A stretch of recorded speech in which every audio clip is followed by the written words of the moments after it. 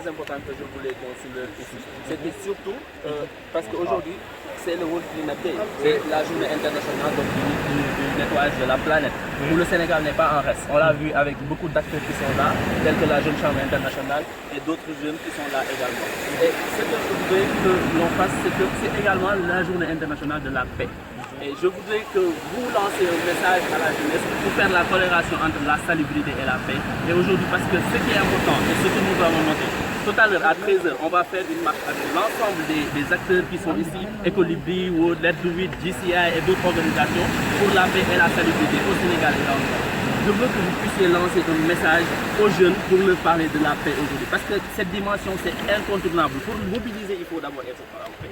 Et les défis que nous avons ici en Afrique, personne ne va faire ça. Même en tant que ministère, vous êtes en train de faire en tout cas des initiatives magnifiques. Mais si les populations ne se l'approprient pas, ça ne va pas marcher. Et donc aujourd'hui, c'est à travers cette culture de dialogue, de paix que nous pouvons y arriver. Quel est le message que vous pouvez nous donner? Bon, le message, comme je l'ai dit, je n'ai pas la prétention d'éduquer les gens, mais ce qu'il faut savoir, c'est que le lien entre paix et salubrité, il est simple. La salubrité, c'est la paix avec soi-même et son environnement. Parce que souvent, entre êtres humains, on ramène toujours les questions à nous-mêmes, mais Dieu ne nous a pas créés seuls dans cette planète. Et je ne sais pas moi, sur la Terre, nous sommes venus avec d'autres éléments, des animaux, avec la mer, avec les 5 éléments dont on parle, la terre, le feu et autres. Donc nous, quel est le rapport que nous avons avec notre environnement? Est-ce que nous la préservons? Et vous le voyez, c'est-à-dire aujourd'hui quand vous parlez de paix, on pense tout de suite à la guerre. La guerre c'est quoi? C'est des personnes peut-être qui ne s'entendent pas sur des sujets et qui en viennent peut-être aux armes. Mais n'oubliez pas, aujourd'hui la planète, l'écosystème, ici ne se laisse pas faire. Autant on agresse la terre, autant vous avez vu, on est resté 2 mois sans pluie. Et le dernier mois, on a les pluies 500 mm qui devaient arriver en 3 mois, qui arrivent en 1 mois. Malgré tous les efforts du plan décennal de lutte contre les inondations, nos infrastructures ne peuvent pas tenir. Et ce n'est pas seulement le Sénégal, hein. On peut tout dire sur les réseaux sociaux. Vous allez en Espagne, ils ont les mêmes problèmes. Vous allez aux États-Unis, ils ont les mêmes problèmes. Des délais de rétention d'eau, alors qu'ils ont des infrastructures plus grandes. Donc la paix, c'est d'abord la paix avec notre environnement. Ce qui est autour de nous. Est-ce que nous respectons les plages? Est-ce que nous respectons les animaux? Est-ce que, voilà, rien que le système hydrique, les canaux à ciel ouvert et ce genre de choses. Donc, ça a son importance. Donc, si vous parlez de paix, la salubrité, c'est déjà la paix. La paix avec son environnement, on n'a pas besoin d'aller chercher loin. Si nous voulons la paix dans l'écosystème, dans l'environnement, si nous voulons la paix avec soi-même, il faut commencer par son environnement. L'exemple il est simple, nous jetons des choses à la mer, ça nous le renvoie de façon olfactive. Nous jetons du plastique, vous voyez comment ça nous le rend. Elle vomit la mer maintenant. Voilà, donc la mer a sa manière de réagir face aux agressions. Donc c'est une forme de guerre aussi qu'elle mène pour montrer que voilà, sa destination initiale, ce n'était pas de recevoir des déchets. Donc nous devons faire cet effort interne, personnel, de pouvoir peut-être s'auto-éduquer par rapport à l'environnement. Et maintenant, comme je l'ai dit tout à l'heure, l'effort qu'on pourrait faire après, c'est de s'unir autour de défis. On n'a pas besoin d'être ministre ou d'être président de la République pour avoir un objectif vis-à-vis de son environnement ou de sa société.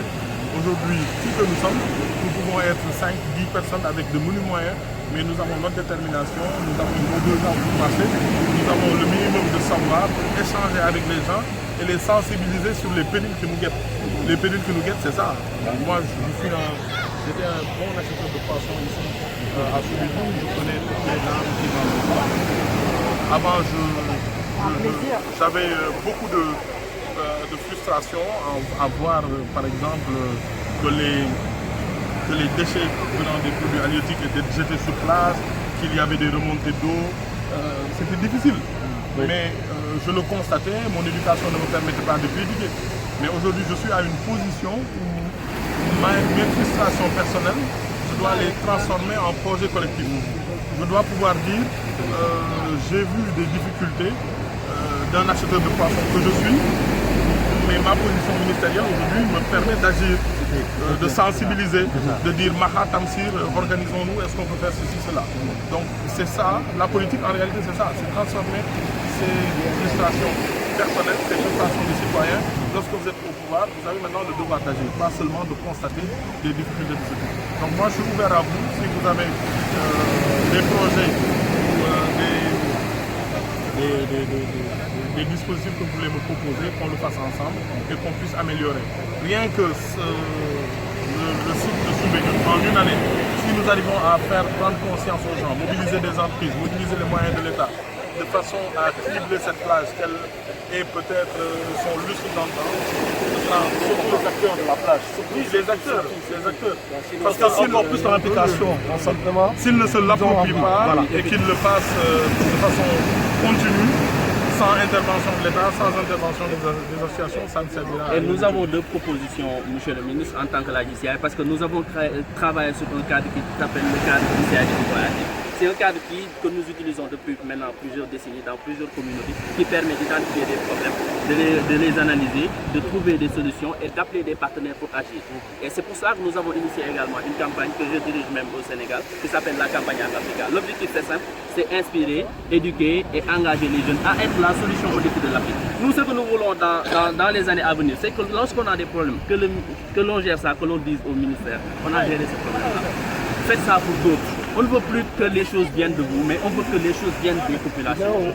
Et cette démarche que vous avez prise d'être aux côtés des populations, nous saluons ça vraiment vivement et vous remercions infiniment d'être là. Merci beaucoup. Merci. Oui.